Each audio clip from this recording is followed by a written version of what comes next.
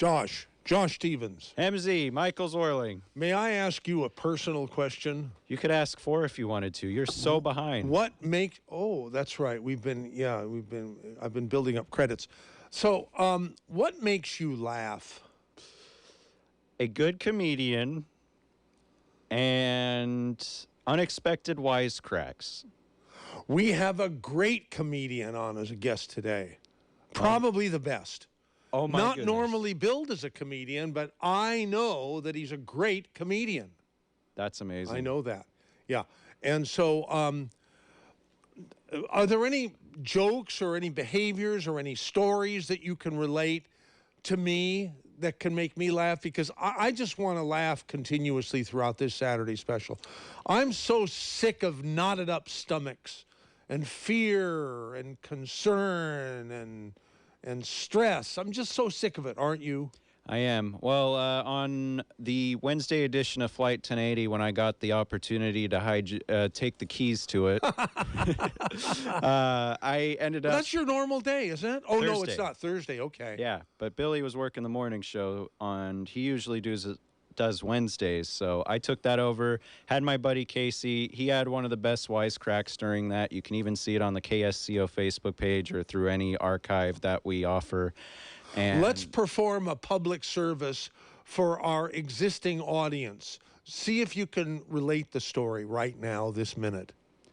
The story of how to access the archives? No, the story of what he said that was so funny. Oh, yes, that's right. So, see if you can. It probably won't be as good as the real thing, but it'll be good enough. I'll paraphrase it as best as possible. Yeah. Yep. So basically what ended up happening was my buddy Casey was like, oh, well, you think I'm going to be in Hollywood? You're crazy. Because that's where he lives. Yeah. And I'm not going to be in there because it's all boarded up. There's this homeless encampment that ranges blocks on blocks, and it just basically looks like Woodstock gone wrong. Oh, that is pretty good. Yeah. You did a good job. That was a good Maybe one. you did a better job than he did. No, we'll have to listen on me. It's posted on KSCO.com or on the Facebook page or what? It's on the KSCO Facebook page, the Flight 1080 Facebook page. We live streamed it. We've also got it, of course, on your good old archives through the KSCO mobile app or zbsradio.com. Okay. Are you down for having the next 2 hours be funny? I love the humor. I live for it. And yes, absolutely. Say something funny. Well, what do you get when you combine Silicon Valley with the healthcare industry? I'll be honest with you, I don't know. COVID California. Because, you know... instead of covered... That's pretty good, actually. That is... Yeah. I thought I was a great jokester when I said, when this whole thing is over, I'm going to get into the restaurant business. Really sort of a dumb thing to do, because if there's one... No, I shouldn't say negative things. That's not a dumb thing to do. I was going to say I'm going to open the COVID grill. Don't you think that would be a great name for a restaurant? Absolutely. You'd the have COVID everything. grill. You'd have everything COVID. Oh, my God. Yeah, COVID this and COVID that. So why do we have 122 new MP3? I didn't even know what we were going to do today, so I didn't make an advance promo. Yeah. Is this an old? It says 122 new. Is it really 122 old? I think it's old, yes. Should we play it and see? No, but if we replaced it with 122 Gen. Coming this Saturday to your favorite radio station, the KSCO Erection Special. No, not... Oh, no. Okay, I remember that. We didn't get the rise out of that I expected, that show, you know? Yeah, the callers just didn't rise to the occasion, I suppose.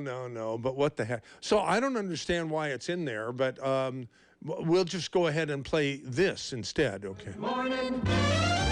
A brighter day is here. Good morning. May we bring you cheer. We've got time, we've got tunes, we've got time, tunes, and temperature. Get up and go, it's today, you know, on KSCO Radio. Good morning. Good morning. Good morning. Good morning. Good morning. morning, everybody out there in KSCO land. Welcome to hour number 1 of the Saturday special, where we're going to try like hell to make you laugh. If we don't succeed, well, at least we tried, right? Stay with us. Good morning. Now stay right here on KSCO Radio.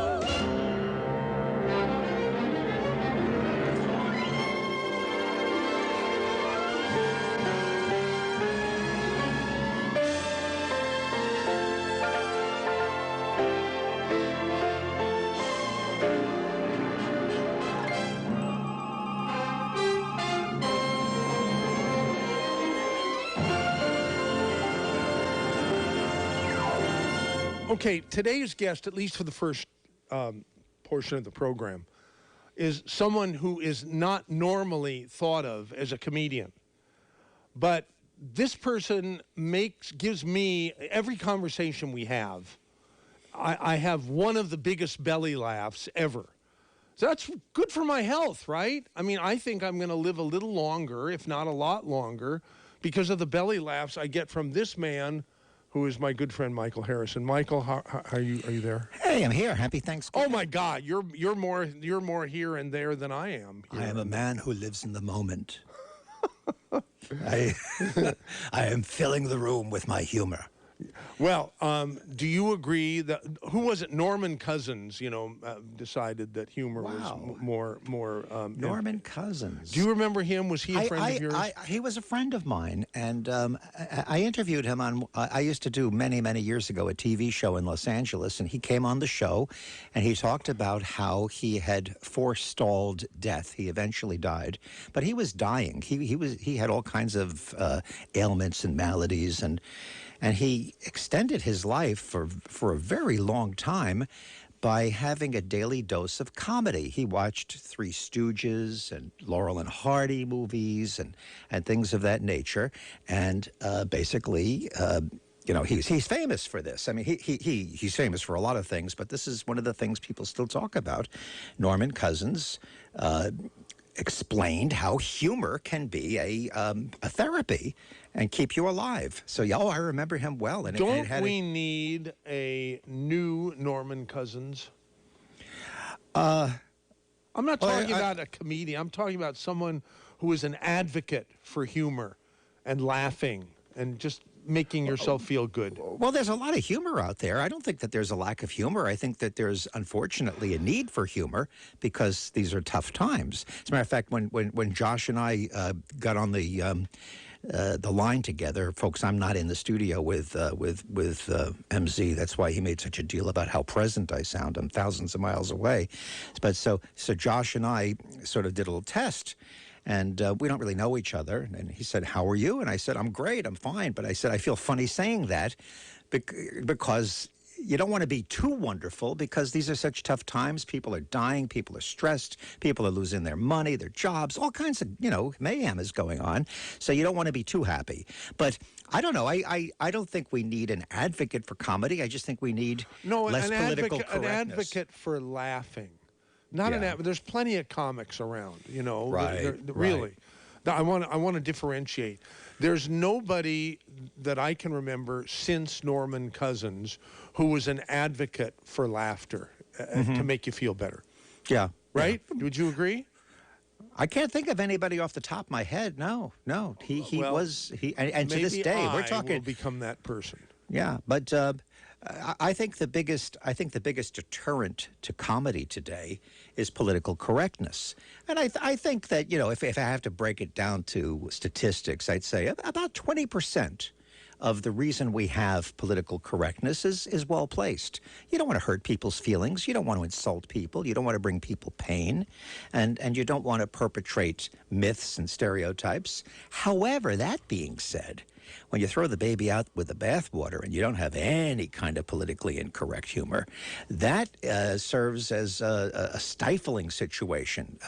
Politically incorrect humor could be a safety valve that blows off steam and actually brings people together. Yes. You lose sight of the spirit of you and I were humor. talking about this earlier today, how one of the more memorable Saturday specials we did, I don't know, 4 or 5 months ago, maybe 6 months ago, was I just brought up one of my favorite movies, Blazing Saddles. Oh, yeah. It was done in 1975, I think. Maybe it was 74. The Mel Brooks movie. And that is... political correctness is a term that I remember hearing pre-1970. So by the time Blazing Saddles came out, political correctness was a popularized term for at least half a decade, if not more.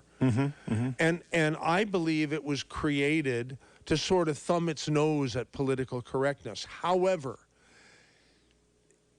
we said then, and we'll say now, however long ago it was that we did that program here on the Saturday Special, it's probably twice as bad now to say politically incorrect things. Oh, right now we walk on eggshells. Oh, gee. Well, it was getting pretty bad then, too, but now it's just insane.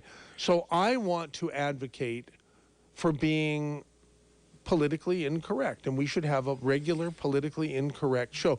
Bill Maher used to have a politically correct, politically incorrect. He was thrown off of a show for being politically incorrect. that was called Politically Incorrect for being politically incorrect. Now think about that. Now, but I can't be thrown off this show for being politically incorrect because we're not corporate owned. Well, we are corporate owned, but I own the corporation. Now you cannot be thrown off, but you could face tremendous heat. You could face boycotts. You could face, the fact that you live in the community that you serve, which is a rarity in radio today. You could face the scorn of your neighbors. So there's other forms of blowback, to use a term. But again, I want to be understood that I would say about 20% of the need for political correctness, there's a purpose for it. I don't think that people should just go out there bullying people, hurting people. Like if you make fun of people, like a lot of radio shock jocks did, if you're making fun of the guy that cleans the floor in the studio and talk about how ugly he is, no, that's that was going on. Of course. You make fun of somebody who's helpless, somebody who doesn't have the same platform or clout you have, or somebody that really does have some type of a physical imperfection or whatever that they might be sensitive about. That's bullying. So I am not for anything goes. No, but I do believe we have to have more of an understanding of the gradations, the degrees of humor, and what's appropriate and what's not. And if we get too sensitive, we lose the whole purpose of satire, because satire is not only a great vent for our emotions. Satire is a very effective utilization of the First Amendment to make points that might not be as clearly made if not for the element of humor. Now, who can argue with that? Yeah. Well, I'll tell you one thing I do want to clear up. I am not here to make people laugh. I said to myself, oh my gosh, I'm in the wrong place. No. You know that I never do what is predicted.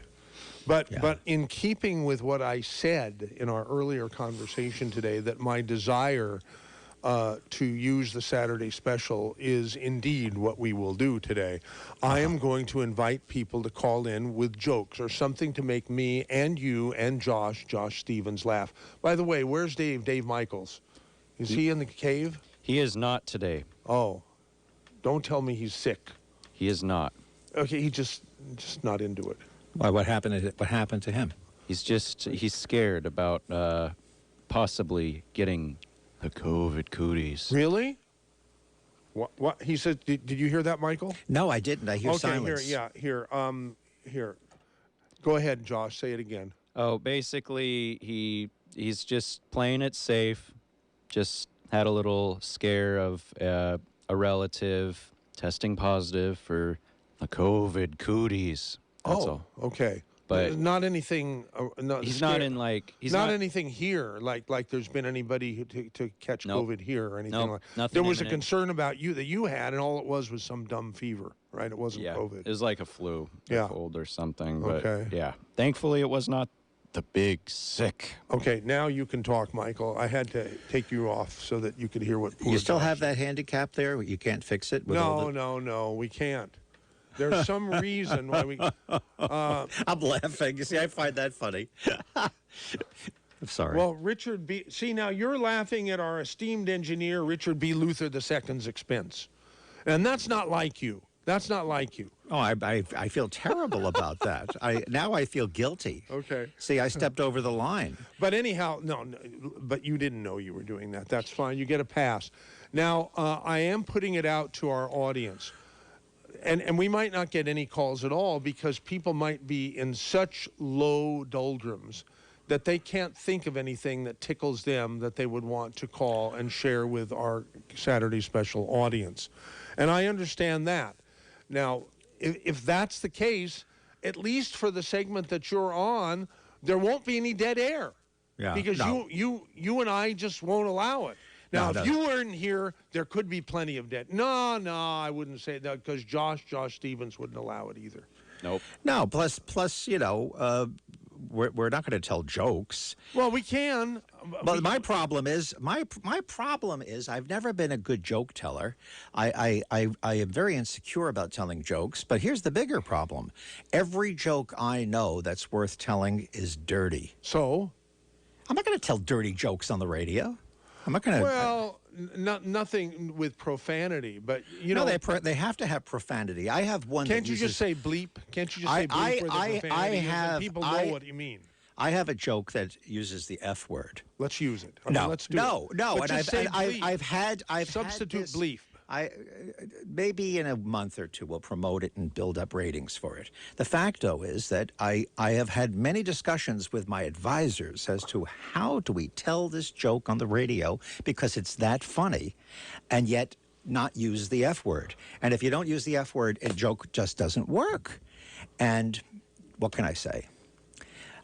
Instead of saying effing, you just say bleeping, and people know. It's even funnier, you know, because don't you think? Yeah, maybe before I leave I'll do it. Maybe, Yeah. but it's highly doubtful. Okay. But then some of the other really good jokes I know are truly politically incorrect because they make fun of people. There are very few jokes that are not either insulting to people or dirty.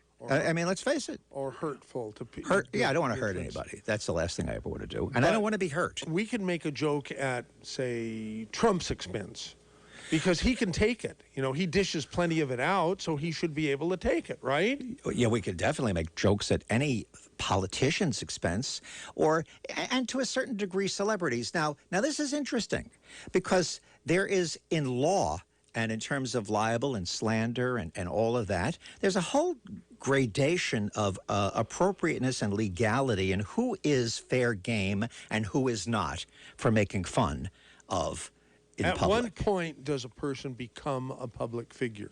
One can argue that I'm a public figure, but a very tiny one, a very reduced one, because I'm only known among the KSCO audience. Yeah, you're a public figure on a certain number of exits on the interstate, you know? You go a few exits past that, you're anonymous. Isn't that great? You could be I could be a celebrity if I get off on that exit, and I'm a nobody if I get off on that other exit.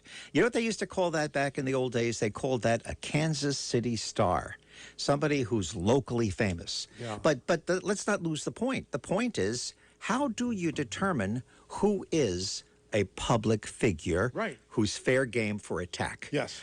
And that attack can include humor, but it could also include, just attack. And it's a sticky. It's a sticky, vicious attack. Yeah, it's a sticky business. Now, Trump. One of the ironies about Trump, and let's be careful not to go off on a whole Trump thing because that would be terrible. Because he's probably listening and hoping we do because he loves attention. But Trump is like the bully in the playground who goes around, bullying people and then cries and gets all upset when he gets hit back. And have you ever known people in your life like that they start the fight and then they're the victim of you attacking them when you defend yourself? Yeah. It's a passive-aggressive form of control, and it really is insidious. I'll bet you everybody has one in their family. Yeah. Somebody who, they start up with you, and then you give it to them, and they cry. They fall apart, and you feel guilty, and you're apologizing. It's It's crazy. But that's also it all stems from this discussion.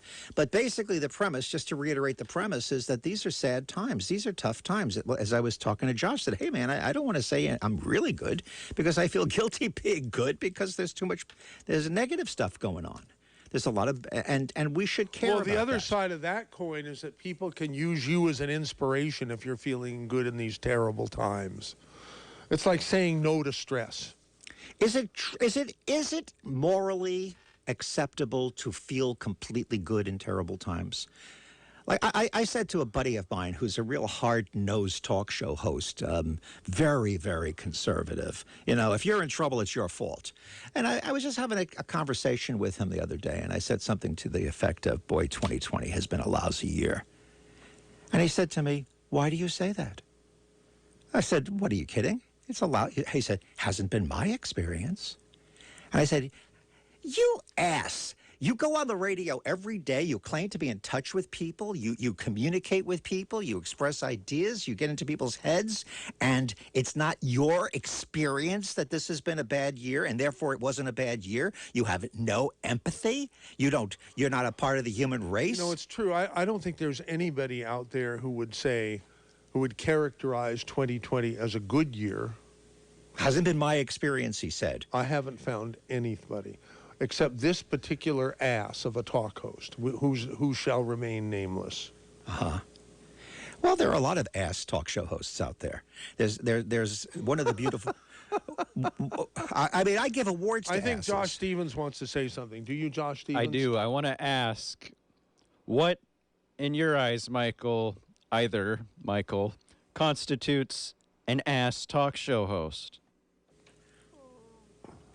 I can't answer that, but Michael can. Do we have enough time? I can't. I think the ultimate ass talk show host is one who says something that he knows is not true for the purpose of deceiving for personal gain. I think that it comes down to truth. Now, I don't claim to have a monopoly on the truth, but there is a major difference between being wrong and being a liar. So if you are a liar, if you purposely deceive for your own benefit, then I think you're an ass. That's all. That I think is the major. That's A on the list. The particular ass talk host of whom you speak. Do you think that what possible gain could he have? Himself by saying, "Oh, this hasn't been a bad year for me. I don't think it's been bad at all." Well, it's because it's the basis of his ideology that if you're in trouble, it's your fault. Oh, okay. Yeah. His identity. That's when you take identity, ideological positioning, and you take it beyond just a compass guide or a political position. You take it as a life position.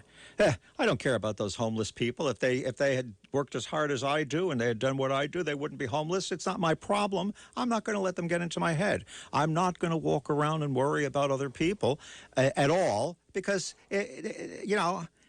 I made it. I'm okay. They should be too. It's their fault.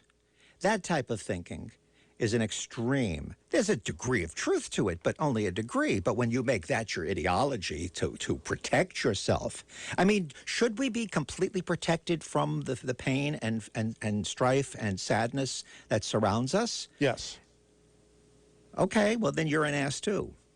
What a terrible thing to say. Only within that regard. That. Only within that regard. You're not a total ass. You're a partial ass. A half-ass. A half-assed is what you're a half-assed. Do you notice how we have normalized the word ass? Yeah. Well, I've used the complete word many times. Ooh. Is that not okay? I don't know. These are the areas that I love along the margins, the gray areas of words, meaning, appropriateness, and legality. I suggested that people who are eavesdropping to this conversation, who might want to participate, call in with a joke, something to make us laugh. If you can't think of a joke, or you're like Michael and me, you're not very good. I'm good at remembering a few really off-color jokes, and I could pull out some of the old 1990s KSCO Saturday joke specials, horrendously but delightfully politically incorrect. There were 4 of them with my father, Barry Zwerling, and John Muth, who was the noon balloon host who could have an intelligent conversation with anyone on any subject intelligently. But anyhow, if people don't have that, maybe you can call and relate your favorite movie that made you just crack up. Yeah, You know, I would. that's always a good one. Right. Could I throw a couple of things in here? And Please. I was thinking Especially about funny things. Well, I mean, it's Thanksgiving weekend. One of the great Thanksgiving bits that to this day people talk about was from the sitcom WKRP in Cincinnati, so it ties into radio, and that was Les Nessman's turkey drop when they did their promotion of throwing turkeys. I'm laughing just thinking about it. Yeah. Out of the airplane around the city, not realizing the turkeys can't fly. Right. Now, that's really a sickening, sad thing, all these turkeys being dropped to their deaths. But it was hilarious. Or causing the death of some innocent person. Yeah, I think a turkey landed on somebody. I don't remember. I haven't seen the bit in decades, but to this day, everybody in radio and so many people who are TV fans remember the turkey drop on WKRP. You remember it, don't you? Yeah. You know? Yeah, it's very funny. And then there's another one I was thinking about when you and I were talking about jokes. I said, jokes? What joke do I know? And then, of course, I thought about the dirty joke. But you're familiar with Monty Python, aren't you? Especially The Meaning of Life, and especially Mr. Creosote. Anytime I'd cook dinner for friends, I would bring them down to the video studio after the dinner and show them Mr. Creosote, you know, the 1,000-pound man who walks into the... oh, that is so disgusting. He keeps eating, eats everything, and then explodes on everybody. He vomits all over the place. He vomits first, and then he eats. Right. And then John Cleese walks up to him and says, and finally, sir, a wafer thin mint. And he says, oh, bleep off, I'm full. Just one little, tiny little thin one. Listen to you. Just a one. Well, all right. Just one. And then he takes it with a tweezers and sticks it on his tongue, and that's enough to send him over the edge where he explodes Right. on everybody. And when I saw that in the theater for the first time, it must have been 1981. See, I get off on vomiting and diarrhea and stuff like. I just go crazy, and I couldn't control myself. This is a big theater. I started rolling on the floor, up and down the stairs. You know, I could have injured myself. Oh, that's so funny. I never thought that was anything that was so funny. Okay. And when I finally was able to get a copy of that movie in the early '80s, and I played it for everybody that I fed dinner to. And oh, my God, you played it at dinner? No, not at dinner, after dinner. Oh, gosh. Well, see, this ties into the old thing about boys and girls, how boys like disgusting things and girls don't. Now, that's a gender stereotype. Yeah. So forgive me, but I live that in my life with my wife Bernadette, who's a delicate flower. I have trouble watching. You know, she doesn't like to watch football with me or certain scenes from movies that I like, because even if it's fake violence, like the Rocky movies, the greatest boxing matches ever made are choreographed in Rocky movies, or Raging Bull, or Cinderella Man, and she feels the pain when she sees the slow motion, and you see the spit going all over the place and the blood and all that. And I kind of like fake violence. So, but the Monty Python bit with the vomit, I said, you got to see this, Bernadette. They're funny. They're funny. You got to see this. And she can't stand it. And I sort of get this third grade boy with the pigtails in the inkwell. I mean, we'll have to go to work on your bride. By the time she gets out here, maybe we could get her to at least not be grossed out. But am I wrong to inflict that on somebody when I know it makes them ill? And of course I am. No, you're not. I am wrong. No, you're not. You're doing a public service. Go ahead, Josh Stevens. No, I was just saying you should get closer to your mic a little bit. You're quiet. Oh, okay. Well, why don't I just... Wait, who should get closer? No, not you. Me, yeah. So we had 3 people on the line. Now we only have 2. But let's go to Kurt and see what Kurt has. Kurt, welcome to the Saturday special with the funniest man in the world as my guest. Oh, stop. Wait a minute. Where are you, Kurt? Yeah, well, I'll give it a try then. Okay. A few weeks ago, you had a program on, and you were telling ethnic jokes, and you mentioned that you were Jewish, which I'd assume. So I could tell poor taste Jewish humor jokes. What does that that's sound? 2 of us. Was that you? So anyway. That was me. Oh. It was from Bernadette. She here. told me I was wrong. Oh. Okay, sorry, Kurt. Go ahead.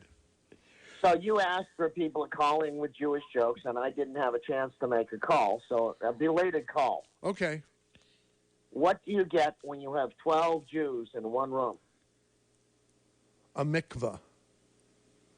13 different opinions. That's pretty good. That's good. Okay, I was nervous there for a moment. Oh, you were nervous that he was going to say, "How was copper wire invented?" 2 Jews fighting over a penny. See, you don't like that, right? No, I am preoccupied to a certain point with being careful not to go over the line, but I like to dangle on the edge of it. I love to go over the line as much as, well, just on the other side, not too far over the line. Kurt, is that it, or do you have some other good Jew jokes? Well, to keep it on this side of the line, that happens to be a Jewish joke the Jews tell. Right. Well, how do you guys feel? How do you feel, Kurt, and how do you feel, Michael, and Josh, you can jump into this, about the old thing that people within a certain ethnicity or people within a certain religion have some type of moral authority to be able to make fun of that group, whereas somebody from the outside doesn't? Is that always true? Is that something that makes sense? It does. It makes perfect sense to me. What about you, Josh Stevens? I would say absolutely, especially because there's certain instances where it's like it just goes into the cultural appropriation realm of things. So that's like, all right, I wouldn't touch that sort of realm with a 10-foot pole because I like my job. Okay, Kurt, what do you think? Well, it's really interesting. I'm from the suburbs of Boston, and grew up in the neighborhoods. And at school, I graduated in '65, to give you a reference point. So in school, you greeted somebody by some kind of ethnic connection. This is radio, so I can't say the things we said, but you always used an ethnic slur saying hello to a friend. If you didn't, you weren't part of the group.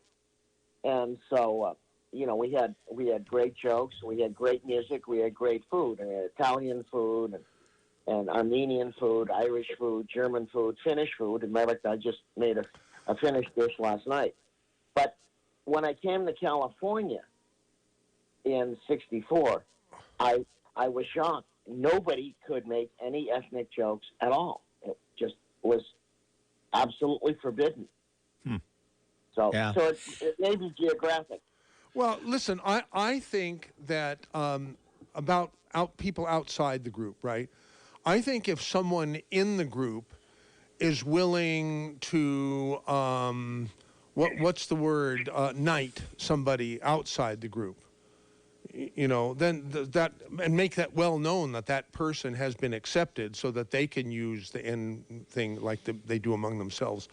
That's okay. What do you think? What do you think, Michael Harrison? Well, I think that this is a more complicated issue than we realize, because I know that there have been fights among people in groups, among Jews, among Catholics, among Irish, and certainly among African Americans, that hey, man, you shouldn't be making fun of your own people like that because it says it's okay for other people to do it. No, There's- it only says it's okay for them to do it among themselves. Well, that's where, again, the boundaries of who's a member of the group and who isn't.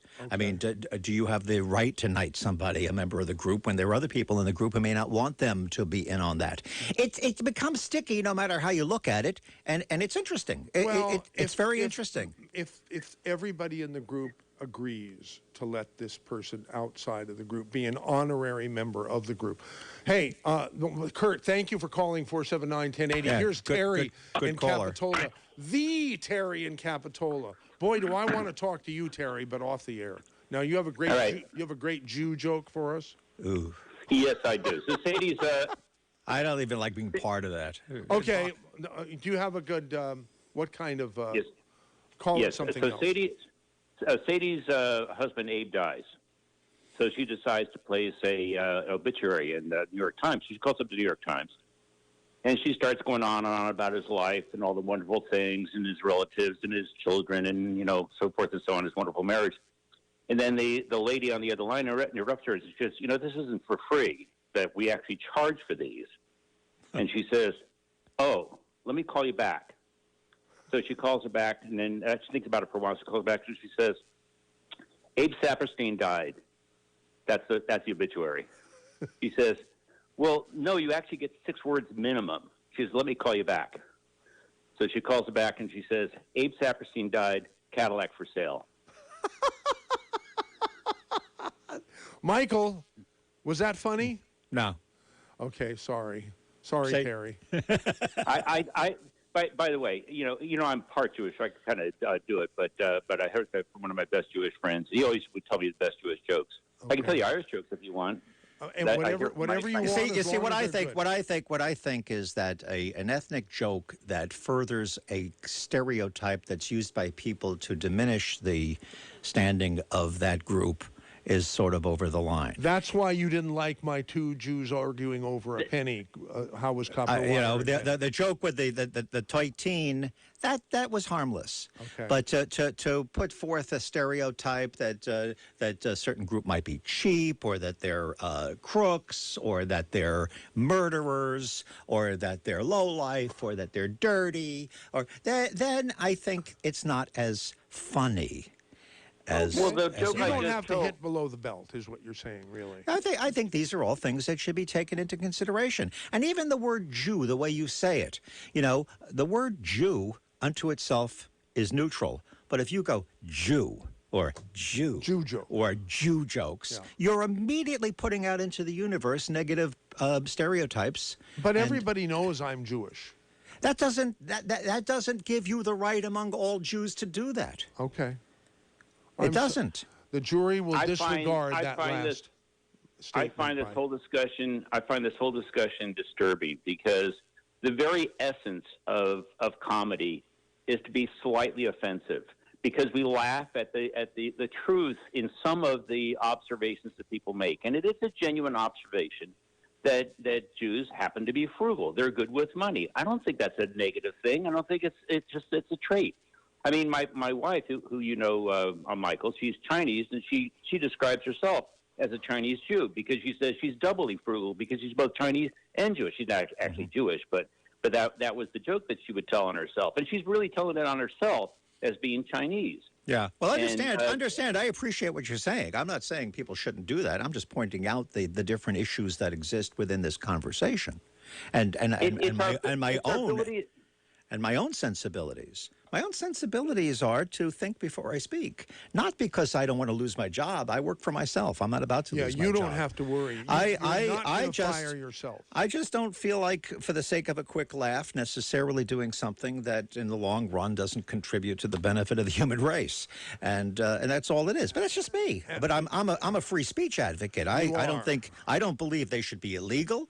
I don't believe people should be necessarily destroyed over these But things. people shouldn't be forced to laugh at what they don't think is funny.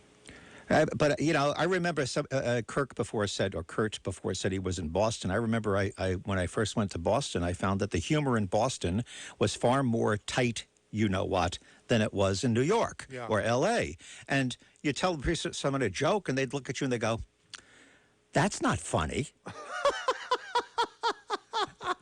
That's funny in itself. That's Of the course it funniest is. thing I've ever heard. You know, that's not funny. You know? Humorless people. I actually what I enjoy, one of my greatest, most enjoyed activities is making a humorless person crack a smile or just burst out laughing.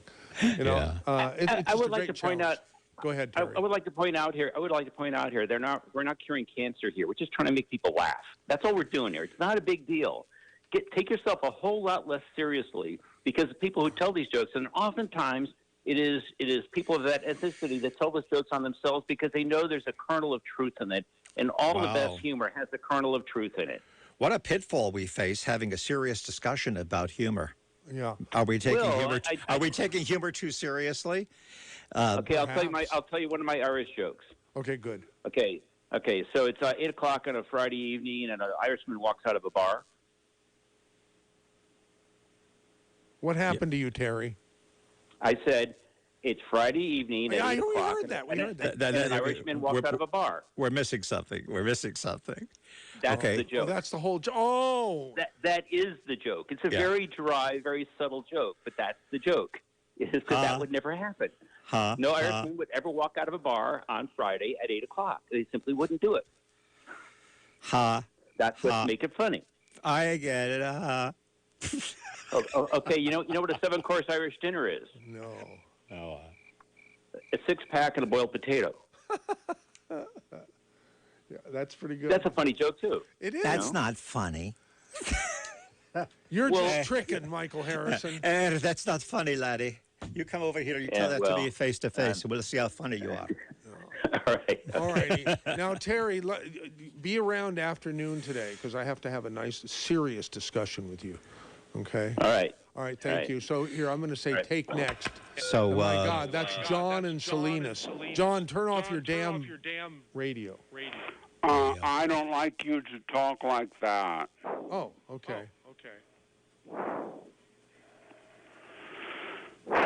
I think you shouldn't talk like that on the radio. Okay. Everybody's echoing.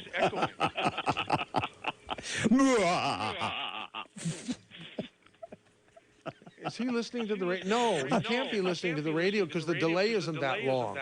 Oh, Maybe he's listening on FM. maybe Are you he's listening on FM, John. okay. and Why don't we Salinas? just No, eliminate him I'm from not the mix? listening on FM. I'm listening on AM radio.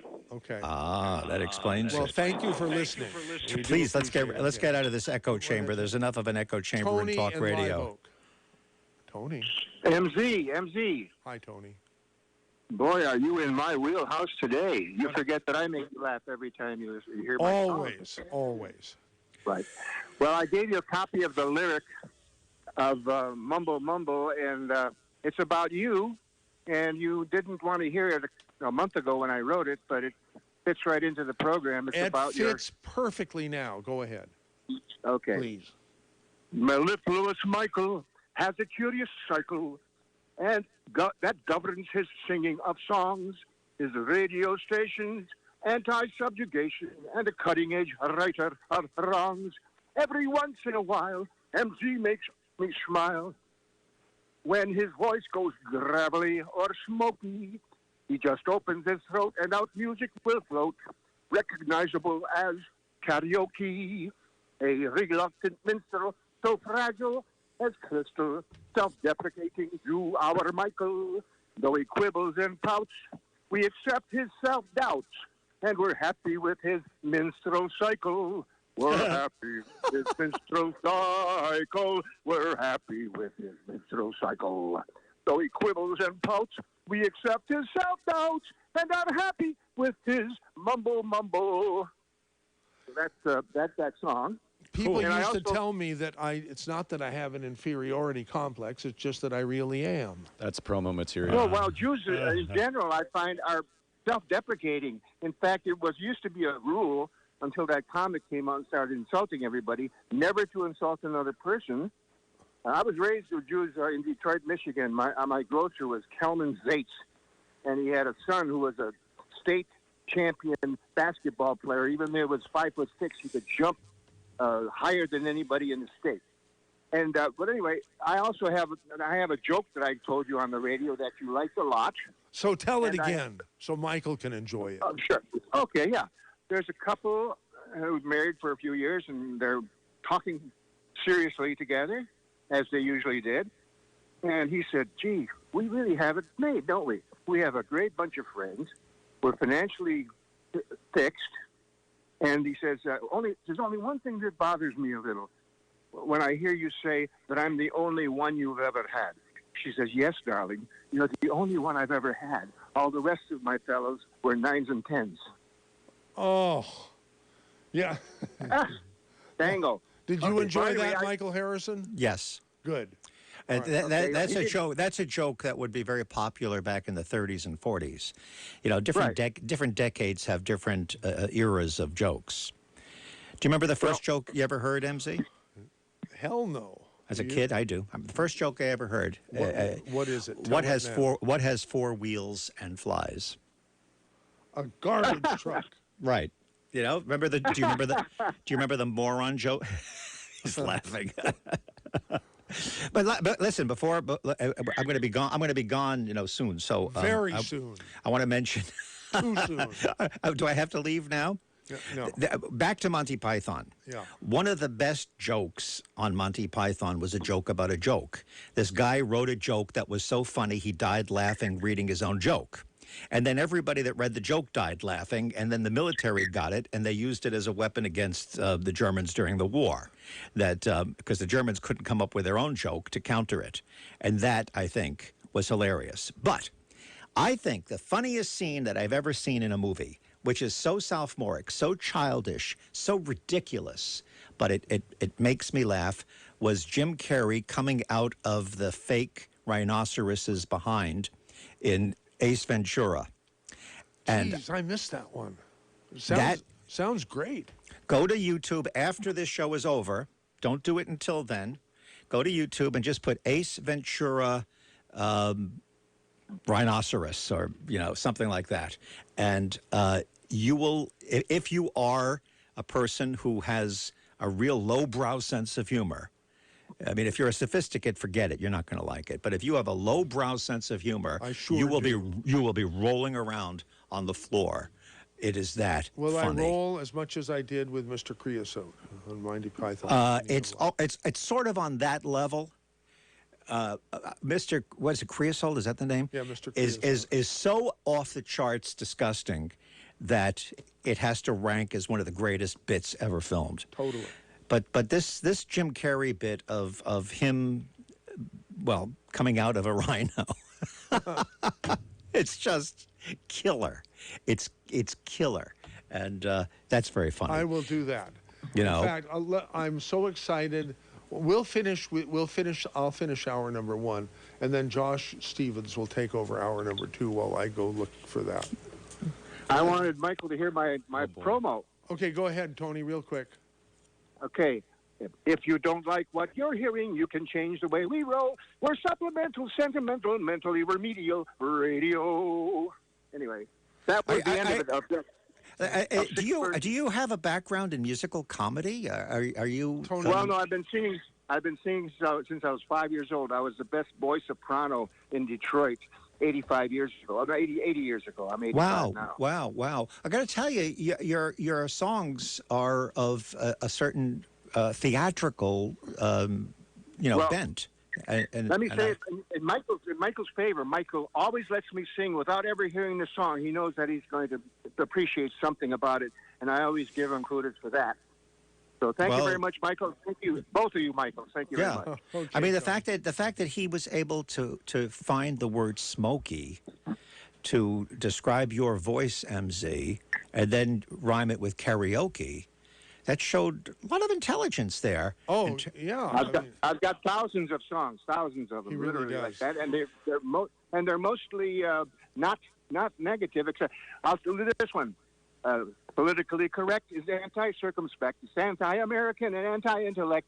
It's anti-golden rule and supports mob rule. It's a tool to help the fool believe he's cool. That's it. I love it. You're good. He really is. He's really good. That's great. He's excellent. You know, he's been right under our nose all this time. We need to have the Tony Show on KSCO. Anyhow, thank you very much. Delightful. How to write a song. Good. Well, Yeah, it's that's tremendous. a good program. This will be good. Thank you. Here goes WC. What happened to WC? I think you double tapped hit next. Oh, WC, call in again. Sorry, okay? Now I'm going to go to... Now when I hit top, I didn't double click it. I'm just... Well, it dropped the previous got you. caller and took the next. Go ahead, Jack, you're on, but you're the only one left. This is terrible. Because I've hung up on all the others. When all I did was just hit the take next button. And it killed all the others. Anyhow. Okay, couple of psychiatrist jokes. So the guy goes to the psychiatrist, and the psychiatrist decides to run him through the drill where he does some sketches, and then he wants to know what his patient's take on what he's drawing. And so he goes through a series of sketches, and every time the patient comes up with some kind of a sexual take on the pictures, positions and techniques or whatever. And so the psychiatrist goes, well, it's obvious. What your problem is, you're obsessed with sex. And then the patient goes, I'm obsessed with sex. You're the one that's drawing all the dirty pictures. That's pretty good. That's pretty good. Yeah, I know. Anyway, I'm not a comedian, but one more quick one. Yes. Is psychiatrist. This is actually a Rodney Dangerfield. So he goes to the psychiatrist, and the psychiatrist says, "Okay, doc, give me the news." And he goes, "Well, it's obvious you're insane." And so the patient goes, "I want a second opinion." And the psychiatrist goes, "You're ugly too." I know that one. That's a good joke. That is fun. Yeah. Anyway, Blazing Saddles, briefly, is I was reminded on a couple of the late takes on Biden when he was still campaigning, and he would start slurring or something. He'd kind of lose a little bit. He reminded me of Gabby, the drunk, in Blazing Saddles, the one, the sheriff is near and all that stuff. Reverend, that guy. Yeah, he kind of got a little bit into that mode. Yeah. But anyway, I'm glad. Ain't no way that nobody's gonna learn this town. Hell, I was born here, I was raised here, and I'm gonna die here. And no fun-swaggling, bird-spanking, singing favorite quacker is gonna stop me from something. Man, who can argue with that? I think we're all indebted to Gabby Johnson for clearly stating what needed to be said. Wow. MZ, you're so that was talented. killer. All right. Yeah, very good. Thanks a lot. All right, thank you, Jack. Good imitation. I'm not gonna do take next anymore. I'm just gonna go to WC, who has returned. WC, quick. Yes, sir. Guy walks into a bar. He pulls out he asks for a drink. A bartender's fixing the drink. He pulls out a little piano. In the other pocket, he pulls out a 10-inch pianist. And the pianist is playing the piano up a storm. The bartender comes over and says, "Where the heck did you get that?" He said, "Well, I was at the beach. I saw this bottle. I rubbed it, and the genie came out and said I could have a wish." And so I got my wish, and I didn't know he was hard of hearing. So the bartender says, "Oh, he's hard of hearing." The bartender rubs a bottle and says, "I want $1 million. $1 million ducks start flying through the room." He said, "What the hell happened?" He says, "I told you he was hard of hearing. You think I asked for a 12-inch pianist?" Oh, that's good. That's good. WC, how can we thank you for that joke? We will. No. Thank you very much. Now, listen, Rudy and Aptos, we're at the end of hour number one. Yeah, and me, I have to go. Poor Michael. Yeah. So, Michael, how can we thank you for staying with us for the hour? Send food. Okay. Yeah. Did you have a traditional turkey dinner? I did. I actually did. This is good. Yeah. I didn't on Turkey Day, but what I had was great. Skies and mostly clear nights with lows in the upper 30s. Time now for the Saturday special, hour 2 on KSCO. Josh Stevens, you caught me belching after I had just drank some Perrier, French bubbly water. Oh, fancy.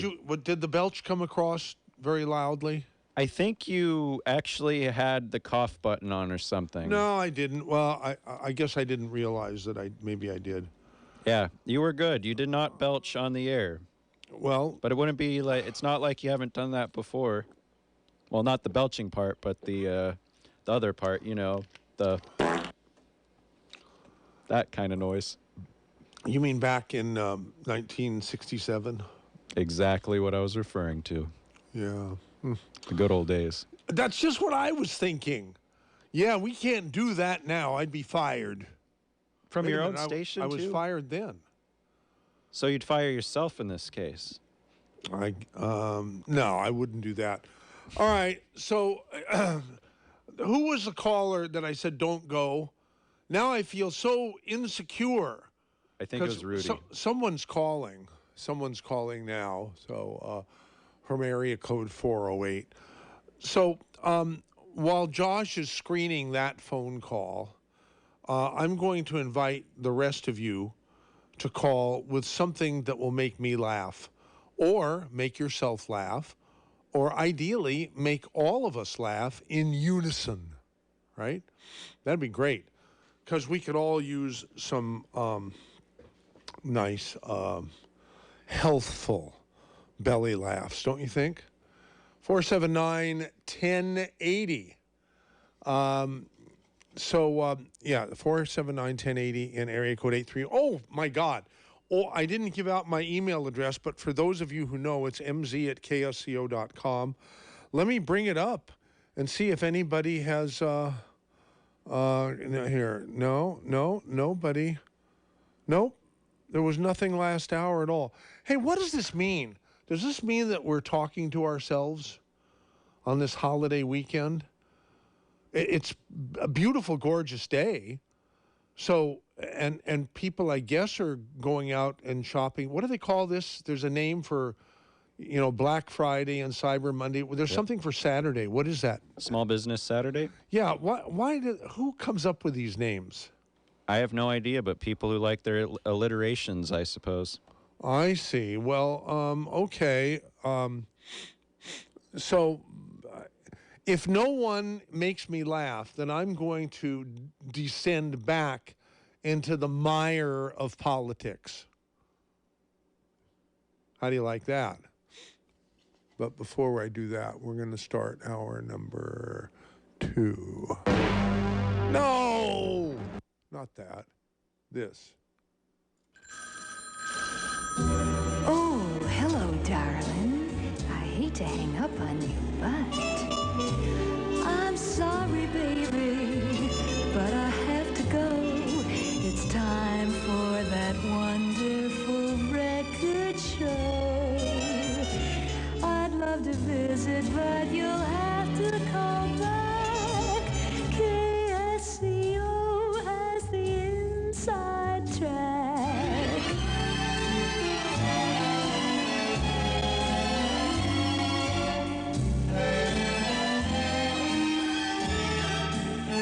Bet you thought I wasn't going to talk during the donut. I'm sorry, baby, but I really gotta go to KSCO Radio. Bye. Wally Hey. in Live Oak. Hi, Wally. MC, I like your karaoke. Not MC, it's MZ. Oh, MZ. Well, I'm old, so you have to excuse me. Okay, But which anyway, karaoke good do you like? karaoke. I really enjoy that. Really? Now you've done it. I wasn't Yeah, I going to do wanna hear any a karaoke karaoke song unless today someone requested it. Now you haven't requested it. You just said you like it.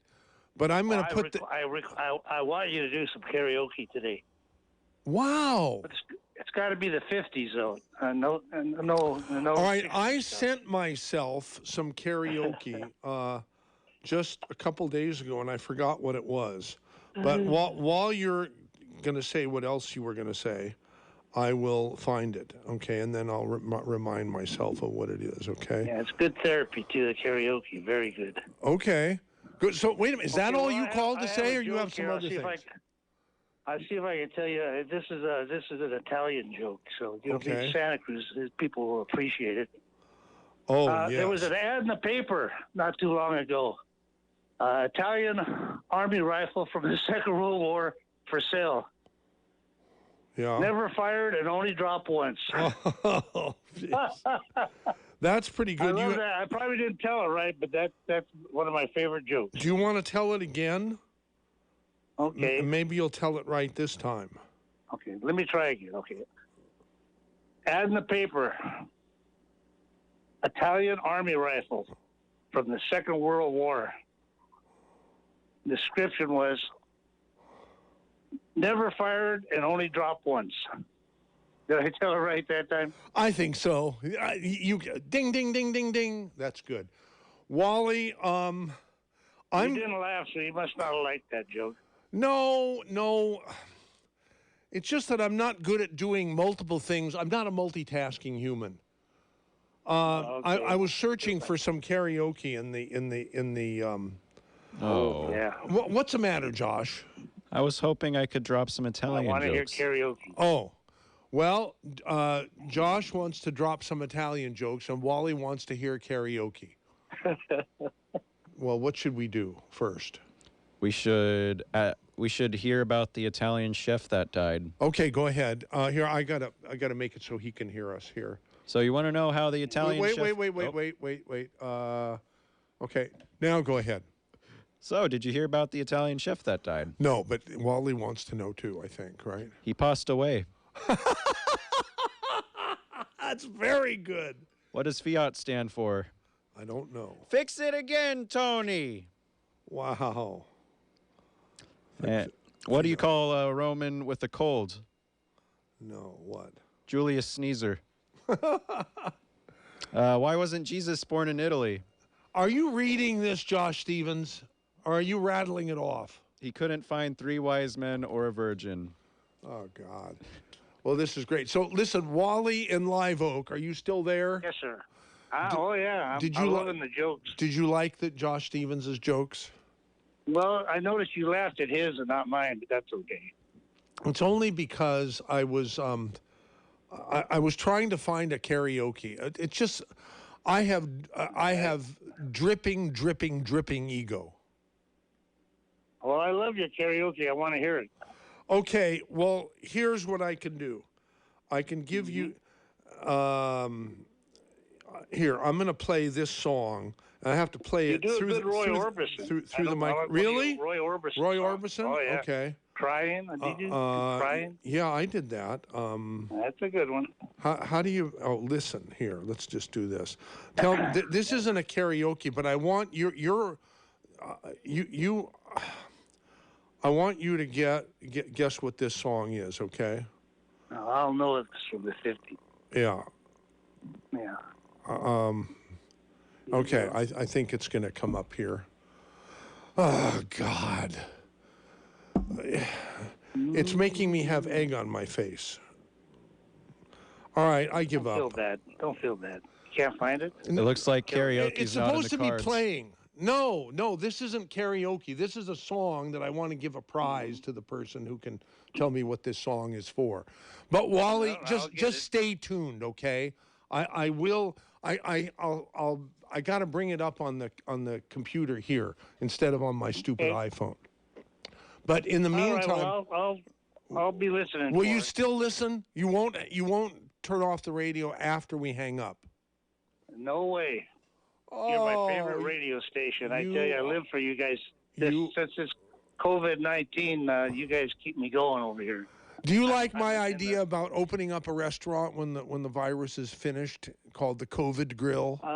Well, I used to deal with restaurants. That's what I did for a living. And like I always said, anybody that opens a restaurant's got to be crazy. Or either that, have a lot of energy. Yeah. Anyway. All right. Well, listen, thank you so much. Stick with the radio station. Okay, nice talking to you. Yes, to you too, and stay tuned here. Andres. Hello, MZ. Hi, How you doing? Andres. Hey. So listening to Michael Harrison earlier, and he talked about, or maybe it was you, he said that there was a Monty Python skit where they told a joke that was so funny somebody died from hearing it. They laughed too hard, and they just... Yeah, that was, I don't know if it was a Monty Python thing, but it was something. Josh, do you remember? That was Michael Harrison relating that story. Mr. Creosote is my Monty Python story where I almost passed away laughing so hard. I'm drawing a blank. So Okay. You guys talking about that reminded me of a real life story that I heard in history about a Greek philosopher who actually supposedly died from laughter. Have you heard this? No. I think his name was Chrysippus of Soli or something like that. I'm not too sure on his first name, but he was a philosopher. He was actually known as the second founder of Stoicism. He's a legit credentialed guy. He was about 70 years old, and this happened back in about 200 BC. And he got really drunk one night, and he told himself, he was one of those people that laughs at their own jokes. Yeah. And he made himself laugh to death. Well, why not? I mean, I might as well go in a way that works, right? Are you curious about what joke he told himself? Yes, I am. Okay, so promise you won't die and don't laugh too hard. It's actually not that funny, but he's out there, he's drunk, he's at a party, and he sees, he's having a good time. It's late into the night, and he sees a donkey out in I don't know where the donkey was, if the donkey was at the table or out in the bush or in the orchard somewhere, but he saw a donkey eating some figs. And he told himself, hey, maybe we should give the donkey some wine so it can wash down the figs. And then he started laughing, and he didn't stop until he died. It is pretty funny, don't you think? I think so. I mean, I tell myself jokes sometimes, and then I think, oh, why am I laughing at my own jokes? That's ridiculous. It happens sometimes, especially when you're drinking. So, do you do that very often, or is that too personal a question? I do it every day, once in the morning, once at night. Just kidding. I don't know. I do it sometimes. Often, I guess that depends on your definition of often. But are you talking about laughing or drinking? Drinking. Yeah, once in a while. Sometimes I call on the radio when I'm drinking too. Wow. Actually, I'm drinking right now. Wow. Hey, you're letting your secret out, Andres. Anyhow. I'm just playing around. I'm trying to lighten it up a little Always bit. appreciate your call. I don't want too much time to go by before I fulfill Wally's request. Hey, I like that too. Get on it. I like hearing. It doesn't make me laugh, but it makes me smile when you do the karaoke. Okay, So, look, here's just one screen full, okay? Tell me which one Greatest American Hero theme. Now, that's something that I just thought of this weekend. I sent it to myself, and it's not good enough for me to do on the radio. Same thing for Petite, the finest girl you'll ever want to meet. Remember that? No, you're too young. No. No, I don't remember the first one either. You can't always get what you want, karaoke. That's what Trump uses, from the Rolling Stones at the end of all his rallies. Uptown Girl, Billy Joel, the man who shot Liberty Valance, but Gene Pitney, karaoke. Hey, that's sort of a good one. I can do that. How about Rubber Ball by Bobby V? By the late, great Bobby V. How about Music to Watch Girls by Andy Williams? Does any of these things do anything for you? No, but I like it when you pick one that you know that you're confident about, because when you sing it, it just sounds better when you know that you can do that one and not second guessing yourself on the air. Okay, yeah, one that you're really comfortable with. How about how about how about this one from As the snow flies on a cold and gray Chicago morning, a poor little baby child is born in the ghetto, and his mama cried 'Cause if there's one thing she don't need, it's another hungry mouth to feed in the ghetto. People, don't you understand? This child needs a helping hand. He'll grow to be an angry young man someday. Take a look at you and me. Are we too blind to see? Do we simply turn our heads and look the other way? How the world turns. And a hungry little boy with a runny nose plays in the street as the cold wind blows in the ghetto. And his hunger burns. So he starts to roam the streets at night, and he learns how to steal, and he learns how to fight in the ghetto. Then one night in desperation, the young man breaks away. He buys a gun, steals a car, tries to run, but he don't get far, and his mama cries.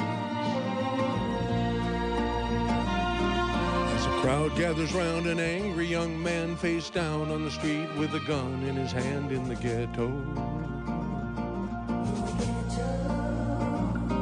And as her young man dies, on a cold and gray Chicago morning, another little baby child is born in the ghetto. And his mama cries.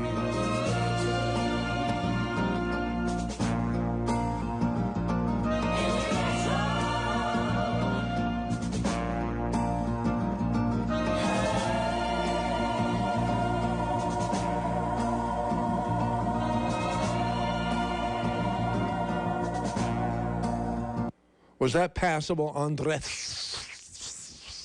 Very good performance. Bravo, bravo. But as sad as that song is, yeah, it always makes me want to laugh because it reminds me of a comedy thing that was made with that song by South Park with Cartman doing. Oh, wow. Well, that's good because this was the Saturday Laugh special. I mean, it is. There's nobody else on the phone. There's nobody else on the phone now. Well, you know what? What, Josh Stevens? Oh, here, so I want him to be able to hear you. You know, every time I try to use Microsoft search engine on my Italian laptop, the computer explodes. I took it to my Italian computer repair store. The repairman said, "What seems to be the problem? Please keep it brief." So I said, "Bada bing, bada boom." You did keep it brief. That's true. Okay. Since no one else is calling, that means that people must want me to sing, right, Andres? Correct. Keep singing. All right. Thank you. How about Phenomena? Have what? Phenomena. Mana dun dun dun dun. Mana Yeah. dun dun dun dun dun. Mana dun dun dun dun. Mana dun dun dun dun. No, you messed up the words. Oh. Did I ever do that? I don't think you have. I don't think I so. suggested it once. Okay. Will you make a note of that, Josh Stevens? How do you spell mana? Well, it doesn't matter. I'll just do it phonetically. I can do. Well, I just did in the ghetto. But what about Miles from Nowhere with Cat Stevens? Oh. No? I don't know that one. God. But you like doing Cat Stevens? Go for it, right? Isn't he like one of your favorite guys? He is one of my favorite guys, and it's only recently that Miles from Nowhere came up. But wait a minute. You got a request. What? The Monster Mash. Oh, that's so. But Karen wants it. Okay. I've done that. I've done that like half a dozen times, I think. Monster Mash. Okay. Gotta be in the spirit for that one. No, here we go. Are you ready for this? Here it comes. Here it comes. Oh, I have to do this. Better hope the link is still there. Maybe segue with No, some it's color coming jokes? up. It's coming up. Here it comes. Video unavailable. This video is no longer available because the YouTube account associated with this video has been terminated. All right, well, I'll just ask for another Monster Mash and see what happens. Mash, karaoke, K-A-R-A-O-K-E. Let's see if something else comes up. Usually a whole bunch of them. Okay, here, there's a whole bunch here. Here, let's try this one. No, that one's unavailable too. I gotta go and have a good time. See, you have to go? Sorry, Well, thank I you. gotta get back to work. My break's over. Okay, I got it.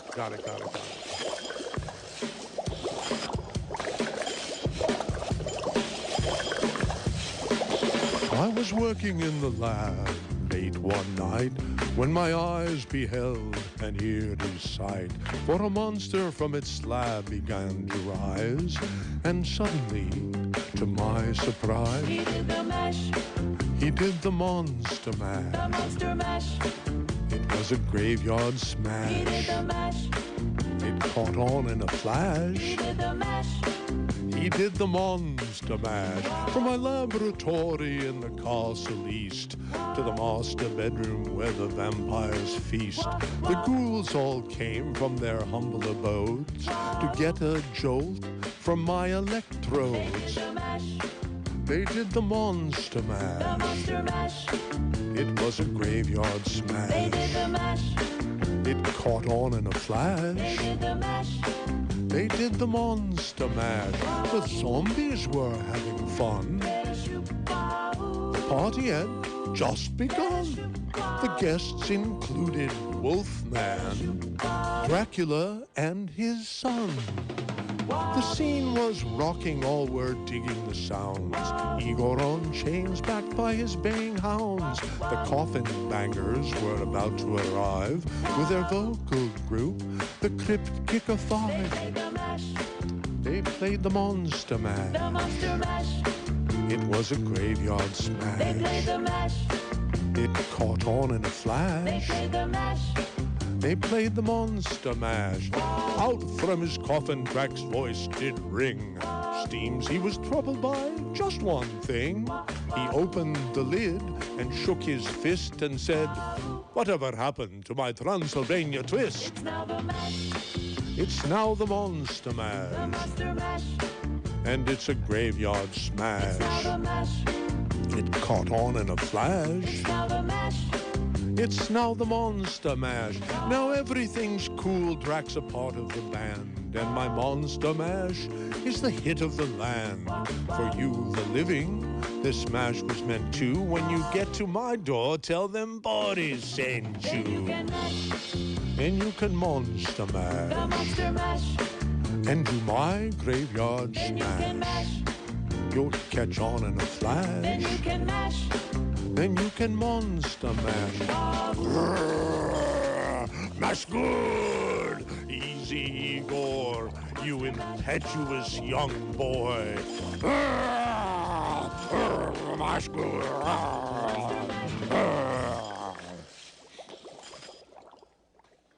Who was that? Who was that request for, Josh Stevens? It's for Karen. Oh, okay. Danny in Morgan Hill has a stupid joke. I want to hear the stupid joke. Hey, Danny. What is it? Hey, MZ, how's it going? Good. So, why can't you trust an atom? An ATOM? Yeah. Why? Correct. Because they make up literally everything. Classic. That I is told you it was good. stupid. I told you it was stupid. No, it's smart. It's a smart joke. It's a true joke. It's absolutely great. Thank you thank you for calling 479-1080. Let's have some more fun with Sean in Live Oak, who has a joke. Hi, Sean. Hi. Yeah, this goes back to World War II when Germany's invading Poland. Uh-huh. And there's a young private in the Polish army, and he goes up to a sergeant, Sarge, I have no weapon. The sergeant gives him the stick, and he says, you point this at the Germans and go bangity bang bang. And he says, Sarge, I have no bayonet. So the sergeant ties a twig with some string to the stick, and he says, well, if they get close, you go stabbity, stab, stab. And he's waiting for the battle to begin, and so here's all the Germans coming. And there's all this shooting and firing, and all the Germans are coming on him, and he goes, bang, bang, bang, stabbity, stab, stab. And all the Germans start falling down. But there's this one German that keeps coming at him. He goes, bang, bang, bang, stabbity, stab, stab. And this German walks right over him, stomps on him, and as he's walking off, he hears the German say, tankety, tank, tank. All right. Thank you for adding to the KSCO Saturday special in a way far superior, not more superior, far superior to my karaoke. But at least the karaoke was requested by someone. Okay. All right. Well, thank you, Sean. And do come back with some more jokes, because, Lord, we need them. Okay. 479-1080 if you want to call the Saturday special and tell a dumb joke. And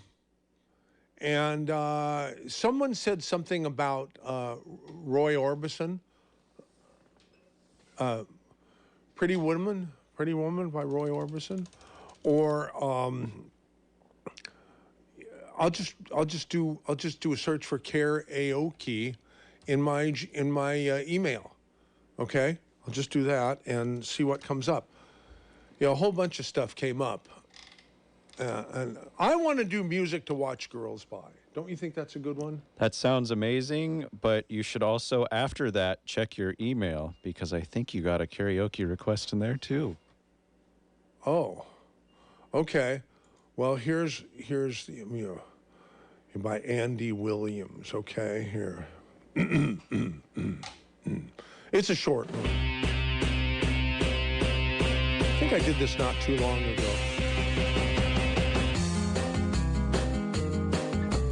Boys watch the girls while the girls watch the boys who watch the girls go by. Eye to eye, they solemnly convene to make this scene, which is the name of the game. Watch a guy, watch a dame on any street in town. Up and down, and over and across, romance is boss. Guys talk, girl talk, it happens everywhere. Eyes watch, girls walk, with tender loving care. It's keeping track of the fact, watching them, watching back, that makes the world go round. What's that sound? Each time you hear a loud collective sigh, they're making music to watch girls by.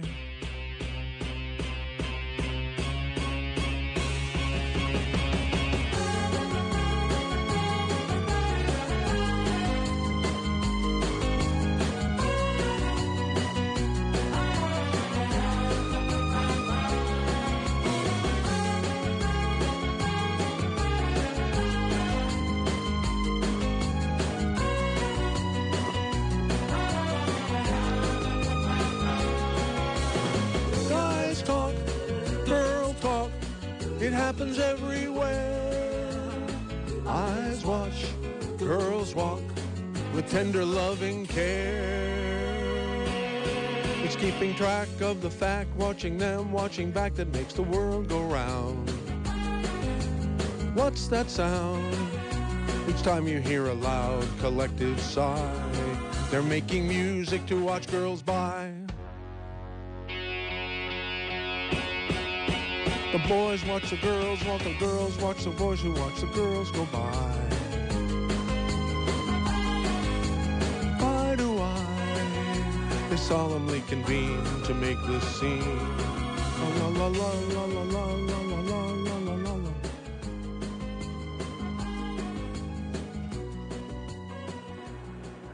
Anne Marie, or is it Anna Marie? Which is it? Oh, it's Anne Marie. Who's this? Hi, Anne Marie. You're on the air. Great. Who's this? Are you Mike? It's poor old MZ and his orchestra. You are a good singer. You are not poor MZ. That was a good song, by the way. And you did Mac the Knife Perfecto. Mac the knife? Oh. When did I do that? Didn't you just? Who did you just do? The Monster Mash? No, come on. No. The Monster I'm sorry, Mash. I had it in, dear, forgive me. I had it in my head. I was listening to you do Monster Mash thinking, okay, this guy's way too good. He needs to do Mac the Knife. Oh. Oh, yes, sir. Really? Yes, really. I'm not pulling your leg. Believe in yourself. All you need. Okay. Have I ever done that, Josh Stevens? Have I don't done? believe you have. Bet you haven't. I'll do a search for it, and make it happen. But how do I? Oh, I got to go back to this other computer here. So anyhow, do you have a joke? Well, I do have a joke. You have a joke while you're looking for the joke. I'll find Mac the Knife. I'm not looking for it. I just want to know if you ever heard it. Have you heard the bar joke? No, I've never heard a bar joke. Never. Are you pulling my leg? Yes. Let's see. Mac the Knife. I think it's M-A-C. I'm not sure. A-K-N-I-F-E-K-A-O-K.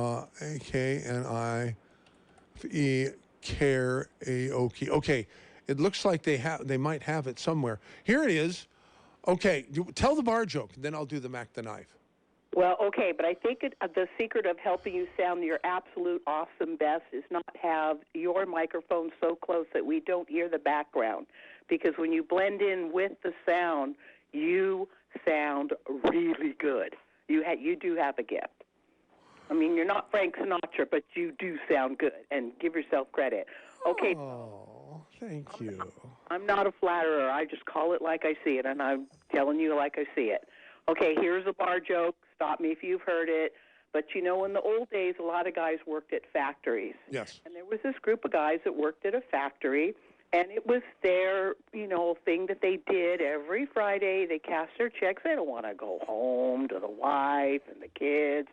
So they go across the street where there was this really cool bar where they hung out every Friday, had their beers, had their fun. And each week it was somebody's turn to pay for everybody's beer the whole time they're there. So this particular night, they all get settled, and it's Bob's turn. And Bob goes up to this crusty old bartender. He looks like a new guy. He never saw him before. So he thinks, well, this guy looks like he's really raggedy. Like he doesn't trust anyone, doesn't believe in anyone. One of those guys had been rode hard and wasn't even bothered to be put away wet. Goes up to the bartender, gets his order for the guys, comes back, and he says, hey, guy, I feel like lucky tonight. I want to make a little money. How about we make a bet? And the guy, crusty old bartender, yeah, like what? Because he's seen everything, right? So Bob puts down a $100 bill on the bar, and he says, well, I want to bet you $100 that I can bite my right eye. And Bob, the bartender's like, oh, this guy's already been drinking, right? He goes, sure, fine, yeah, let me see you do it. Puts down his $100 bill. Well, Bob takes out his right eye, which happens to be a glass eye. He bites it, he puts it back. Bartender's not happy, but he figures, well, I guess I didn't see that coming. Sorry, dude, better luck next time, Bob says, and he takes the money off the bar, goes off to have some fun with his friend, but pretty soon it's time to get more beer. Comes back, bartender doesn't like him all too much. He gets the drinks for the guys, takes it to him, comes back. Bob says, I just wondered if you might just be open to one more bet. Just one more bet. Just to, kind of even things out between us. The guy's looking at him real skeptical because now he doesn't want to be fooled and he wants to see the angles. Okay, what's your bet? Bob says, well, I want to bet you $100 I can bite my left eye. Ha! Guy says, yeah, you're full of it. I know you've been drinking. You are an idiot. But, sir, if you really believe that that's the bet you can totally win, I got your $100. Slaps down the $100.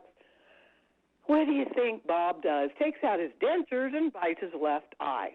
Okay, now the bartender most definitely wants to take that shotgun from under the bar and shoot his little head off.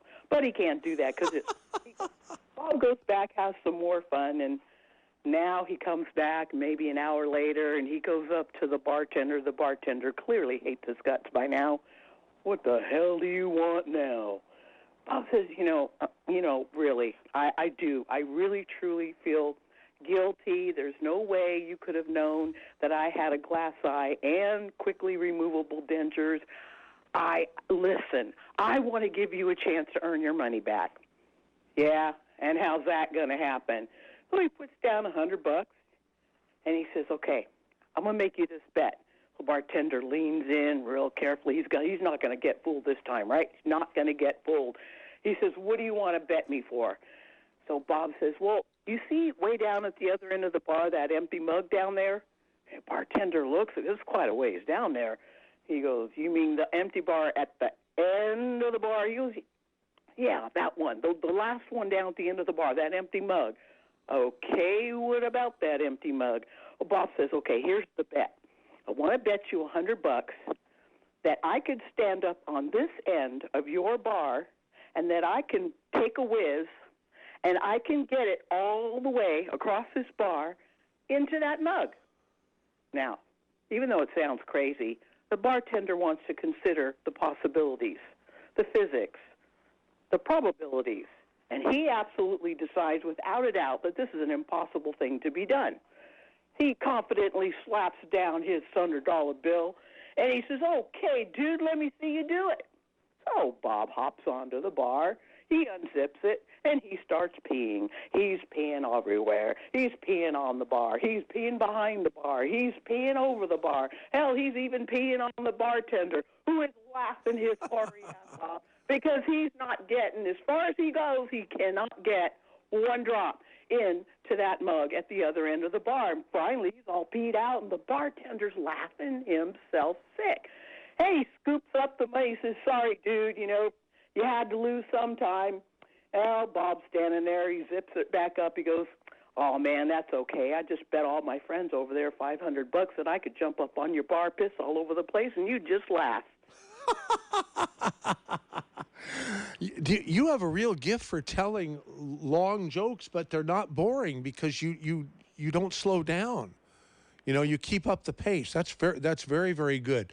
Anyhow, you must have been told that before, right? You must have been told that before. Yes, sir. Okay, well, we're going to try to do your request here. I've never done this before. I don't know.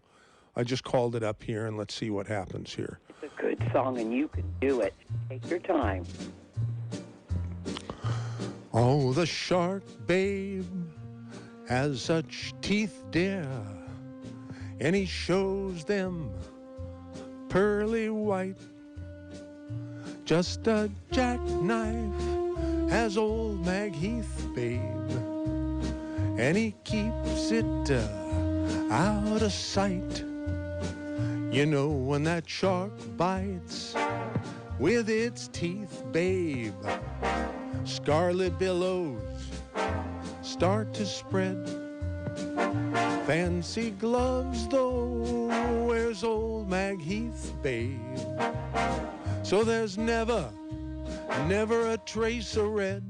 Now on the sidewalk, whoa, Sunday morning, there lies a body just oozing life.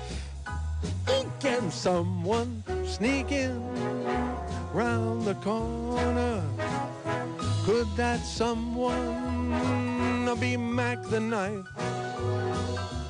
There's a tugboat down by the river, don't you know, where a cement bag just a-drooping on down. Oh, and that cement is it's there for the weight, dear. 5 will get you 10 old Mackies back in town. Now you hear about Louis Miller. He disappeared, babe, after drawing out all his hard-earned cash.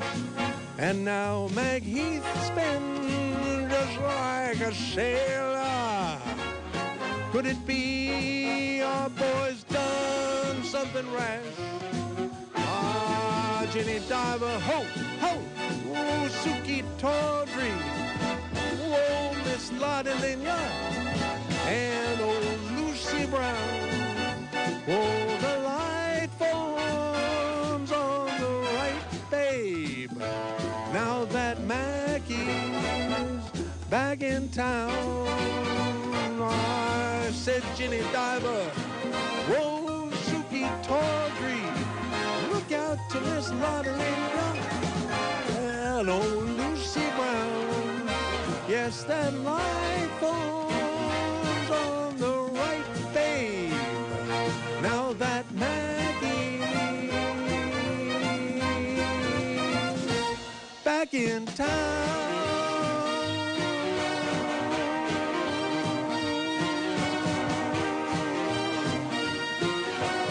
Look out, old Maggie is back.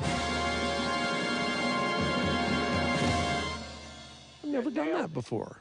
You nailed it. My husband just said you nailed it. He came walking in the door and he said, "Who's that?" And I go, "He is doing Mac the Knife." You nailed it. That is not an easy one to do. You're really good.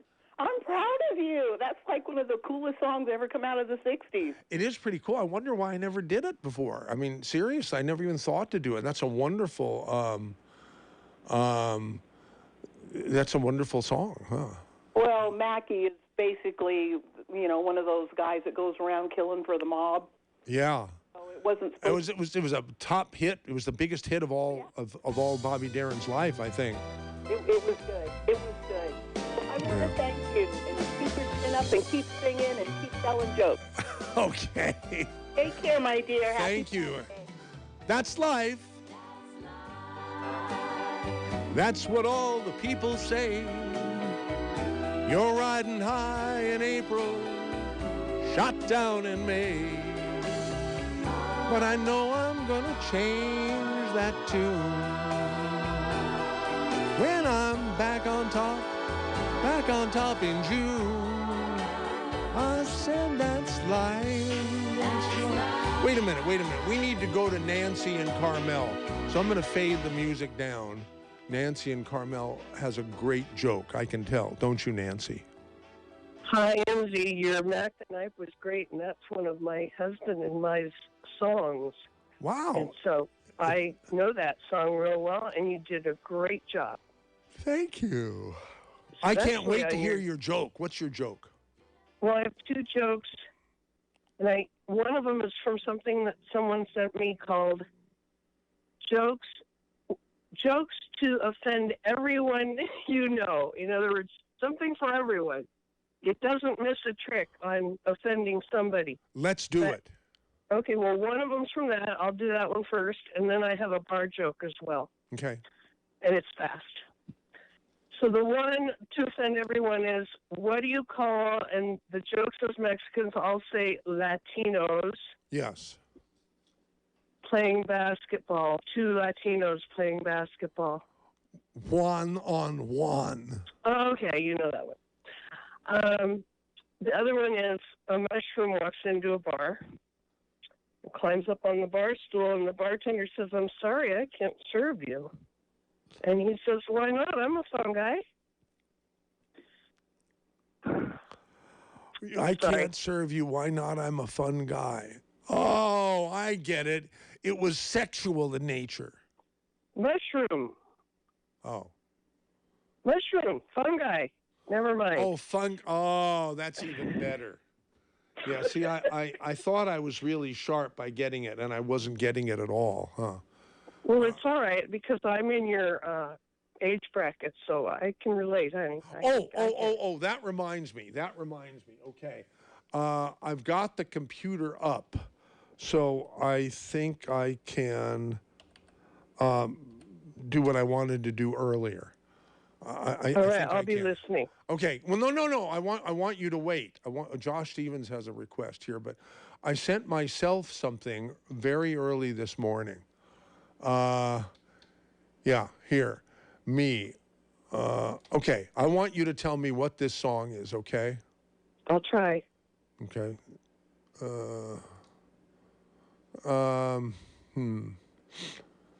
Here, I'm going to play it. Are you ready? Yeah. Oh, wait a second here. I gotta make it go back to the beginning here. How do I make it go back to the beginning? I hate it. I have to stop, and I have to make it go all the way back to the beginning. No? Okay. Are you still there? Here. Yippee-yay, yippee-yo. When he jumps in the saddle, what a sight to see. The pony's tail's where his head should be. Yippee-yay, yippee-yi, yippee-yo. Marty sure was a pain in the neck. Yippee-yay, yippee-yo, a bus he nearly made a wreck. Yippee-yay, yippee-yo. Okay, that should be enough. You know what that is, right, Nancy? Yeah, but I was about 3, so I'm really having difficult recalling the name. Okay, well, I'm not going to give it. I want another caller to call in and get. It's going to really upset me if the show ends in 8.5 minutes. And I think that's the first time I've heard that since it was around. yeah, So but you have heard it it's been before. a long time. Yeah, yeah. Oh yeah. Oh Okay. yeah. I'm with you, honey. Okay. As a matter of fact, we got to get together and I'll email you. Okay. Okay. Yeah. Okay. Thank you so much for calling. And thank you for singing. Someone actually, several people have requested that there must be some mistake. Anyhow, I'm growing your fan club. Okay, thank you, Nancy. Josh Stevens, what's your request? We're gonna throw it back to the first one I threw at you. Which? Open the link. Find out. I can't. It's Barry Manilow, Copacabana. Oh, I did that a long time ago, and you thought that was okay? Yeah, it was even more amazing because you did a cold take on it. Well, it was so long ago, it's almost cold now. All right, let's see if I can do that. But Steve Lightfoot we have to hear from Steve. What would the KSCO Saturday special be? Well, since you're in the jovial mood, I thought I'd offer a little karaoke of my own here. Okay, good. And this will take about 3 minutes if you can bear with me. No, that's too long. That's too long. Okay, I'll do the first part. Just do the first, Okay, here we go. I'm singing along with Dionne Warwick. Okay.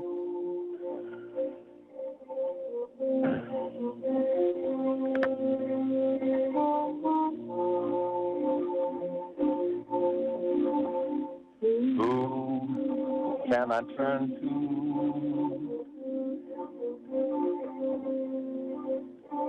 when nobody needs me?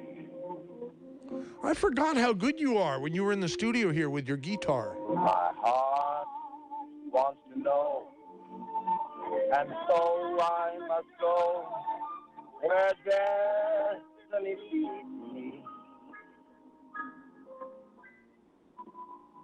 With no star to guide me. Steve, we get the idea, but this isn't good on the phone. It's not good on the phone because their frequency response isn't there. But we'll have to do KSCO like we used to. It'll be good. Anyhow, thanks for calling. He's a real Marty Robbins. No, that's fine. But listen, thank you for calling. Here, Diane, real quick. Diane, you're on. Okay, it was Spinning Marty. That's right. That's right. Okay, bingo. Bingo. Ooh, winner. What kind of a prize do you get? Well, you already owe me a Burger King sausage breakfast muffin from years ago, which I haven't collected on. But what kind of prize? A new body. I can do that as if I have the power. But wait a minute, I could definitely do the croissant-wich. I can definitely do that. At some point, we'll link up. Hey, I got a joke for you, though. Okay, good. Go. Do you remember the old blonde joke that was? Did you hear about the blonde who dyed her hair brunette?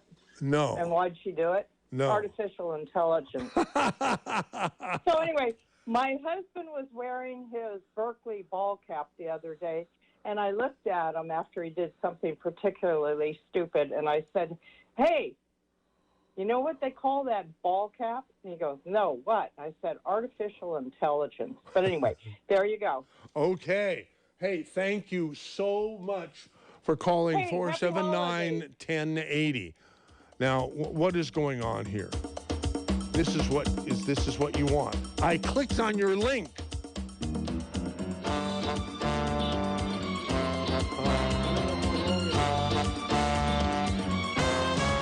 Her name was Lola. She was a showgirl with yellow feathers in her hair and a dress cut down to there. She would merengue and do the cha-cha And while she tried to be a star, Tony always tended bar across a crowded floor. They walked out at 8 till 4.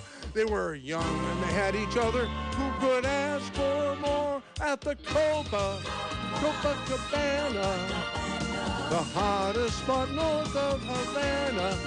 At the Copacabana, music and passion were always the fashion. At the Copa, they fell in love.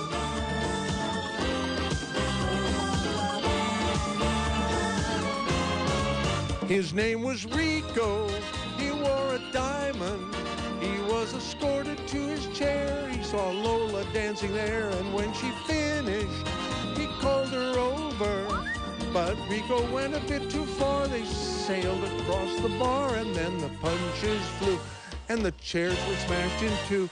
There was blood and a single gunshot, but just who shot who? At the Copacabana, the hottest spot north of Havana. At the Copacabana, music and passion were always the fashion. At the Copa, they fell in love.